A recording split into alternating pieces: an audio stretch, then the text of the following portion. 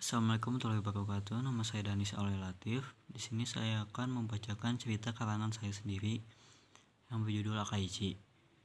Di sebuah apartemen, hiduplah seorang remaja bernama Enishi. Dia adalah seorang siswa dari sebuah SMA dan juga sekaligus seorang fotografer. Di kamarnya, ia sedang stres karena foto yang dia jual tidak terbeli sama sekali oleh siapapun. Dia pun ditelepon oleh bosnya lalu dimarahi karena tidak ada foto yang terjual satupun. Dia pun kesal dan menutupi teleponnya. Di pagi hari, Enishi bersiap-siap untuk ke sekolah. Saat dia sarapan sembari menonton televisi, lalu muncul sebuah berita tentang pembunuhan yang akhir-akhir ini terjadi. Tapi Enishi menghiraukannya dan bergegas berangkat ke sekolah, menaiki sepedanya. Saat di perjalanan, dia melihat sebuah rumah diberi penghalang dan banyak orang dan polisi di sana. Enishi pun bertanya kepada salah satu orang di sana, kenapa rumah itu diberi penghalang? Orang itu pun menjawab, baru terjadi pembunuhan di rumah itu. Satu keluarga dibantai, dan lebih mengenaskannya, tubuh mereka dimutilasi dan organ tubuh mereka keluar semua, kata orang itu. Dan Enishi melihat lebih dekat dan betapa kagetnya dia melihat sekilas mayat korban yang organ tubuhnya keluar.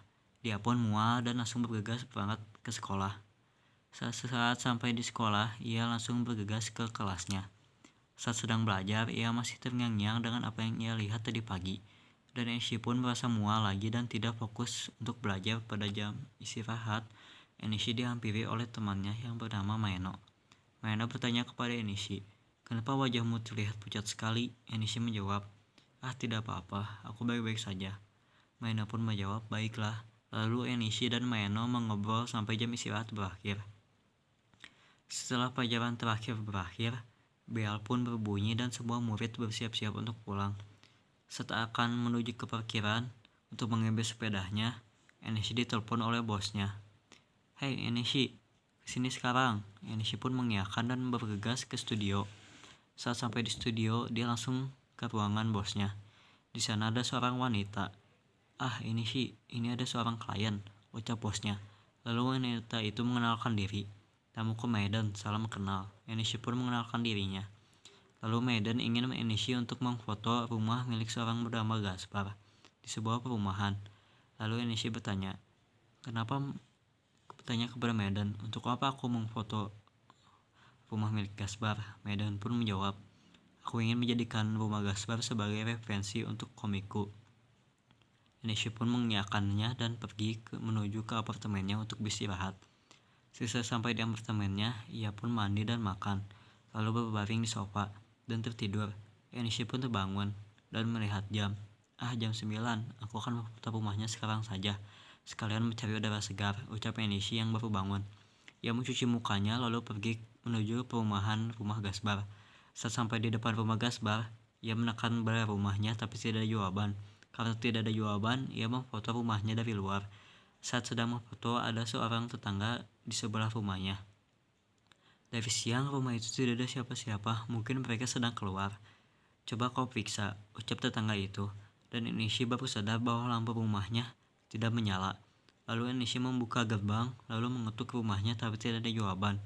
Enishi pun membuka pintunya. Pintunya tidak dikunci, ucap Enishi dengan bingung. Ia pun masuk, tapi penglihatannya sangat gelap karena tidak ada pencahayaan. Saat sedang berjalan, Enishi terpeleset karena lantainya licin. Saat berusaha berdiri dan mengusap wajahnya, betapa kagetnya dia saat melihat telapak tangannya penuh dengan darah.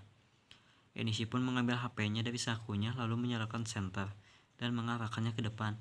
Dan dia merinding setengah mati saat melihat mayat tergeletak di depannya dengan bercak darah di mana-mana. Setelah melihat itu, Enishi mendengar teriakan dari lantai 2. Lalu Enishi bersinyatif untuk menghampiri teriakan itu. Enishi melangkahi mayat itu lalu berjalan menaiki tangga. Saat akan sampai, Enishi mendengar, tolong ampuni aku akan memberikan apapun yang kau mau asal jangan membunuhku, ucap seorang pria dengan nada ketakutan. Lalu Enishi mendengar lagi suara tertawa dan suara seperti tusukan. Enishi memberanikan diri untuk menghampiri suara itu, dan Enishi mengintip, dan dia melihat seorang dengan tubuh yang tinggi menggunakan sweater dan mantel sedang menyayat tubuh pria yang tadi berteriak. Lalu si pembunuh itu menarik paksa usus pria itu dan pria itu berteriak sangat kencang lalu tewas di tempat. Dan si pembunuh menjilat usus itu dan menggigitnya dan tertawa kecil. Dan Enishi berusaha untuk memfotonya menggunakan HP-nya. Tapi sialnya flashnya menyala dan si pembunuh menyadarinya. Enishi pun berlari menuju lantai bawah bersama dengan si pembunuh yang mengejarnya. Dan lebih sialnya Enishi terpeleset dan terbaring. Si pembunuh mendatanginya dan Enishi pun pingsan karena benturan saat dia jatuh sangat keras. Saat Enishi terbangun, dia sudah terikat di kursi dan di depannya terdapat sebuah meja makan dan penuh dengan organ dalam manusia. Enishi pun mual dan muntah. Lalu si pembunuh datang dengan membawa peralatan makan. Haha, kau sudah bangun. Wajahmu sudah pucat sekali ya. Pasti kau bertanya-tanya, kenapa aku di sini? Aku akan dimanakan. Aku akan diapakan? Haha, ucap si pembunuh dengan tertawa. Enishi pun menjawab, kenapa kau menangkapku? Si pembunuh menjawab, karena kau sangat menarik. Lalu si pembunuh mengambil pisau dan garpu dan memotong sebuah otak dan memakannya. Kau mau? Si pembunuh yang bertanya kepada Enishi. Dan Enishi melihat si pembunuh memakan organ manusia. Dia sangat merasa mual dan aneh. Kenapa kau memakan organ manusia? Kau sudah gila ya? Ucap Enishi. Dan si pembunuh menjawab pertanyaan. Dan si pembunuh menjawab, pertanyaannya bagus.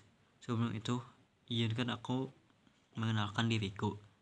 Namaku Sugino. Terserah kau mau memanggilku apa.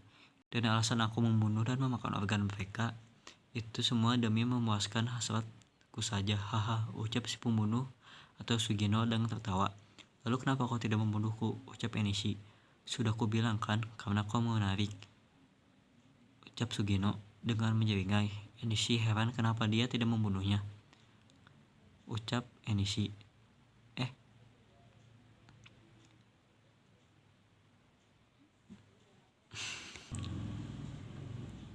Kenapa kau tahu namaku? Ucap Enishi dengan lantang.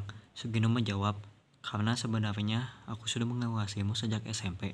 Ucap Sugino dengan tersenyum. Enishi pun terheran. Sejak SMP, jangan bercanda. Siapa kau dan kau mau apa denganku? Ucap Enishi dengan nada marah. Sugino pun menggenggam pisaunya dengan wajah terlihat marah. Sepertinya kau sudah lupa ya.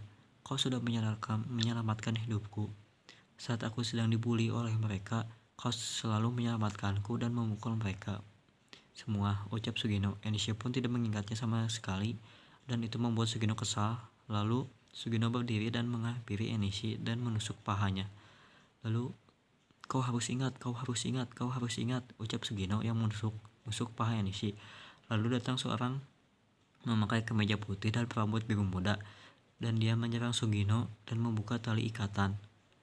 Kau masih bisa berjalan kan? Ucap orang itu. Enishi mengangguk dan mereka berlari. Kalian mau kemana? Hah? Ucap Sugino dengan kesal. Saat mereka sedang berlari, mereka bersembunyi di sebuah ruangan. Diam, jangan bersuara, ucap laki-laki itu. Kau siapa? Ujar Enishi dengan kesakitan. Namaku Fuyu dan aku akan menyelamatkanmu. Sekarang kita berada di rumah sakit terbengkalai. Lalu suara Sugino terdengar. Di mana kau bersembunyi, tikus kecil? Ucap Sugino. Lalu Fuyu mencanangkan sesuatu. Saat aku mengalihkan perhatiannya, kau lari ke belakang. Di sana ada sebuah tangga. Lalu kau turun. Nanti aku akan menyusulmu, ucap Fuyu. Dan Enishi mengiyakan. Fuyu membuka pintunya lalu memanggil Sugino dan Enishi berlari menuju tangga. Dan Fuyu dan Sugino saling mengarahkan pisau. Saat di bawah, Enishi mendengar teriakan kesakitan dari lantai atas dan dia melihat pintu keluar. Saat berjalan menuju keluar, Sugino menampakkan diri dan penuh dengan darah. Enishi ketakutan. Di mana Fuyu? Ucap Enishi. Tapi Sugino menghiraukan dan berjalan menuju Enishi dan perlahan berlari. Enishi ketakutan dan berlari menuju jalan keluar, tapi percuma saja. Sugino lebih cepat dan menikam Enishi dari belakang. Selamat malam, ucap Sugino dengan menyeringai. Lalu sejak hari itu, Enishi dinyatakan menghilang dan juga Fuyu. Kita tidak tahu nasib mereka berdua. apakah mereka mati di tangan Sugino atau mereka masih hidup. Sampai saat ini kita tidak tahu.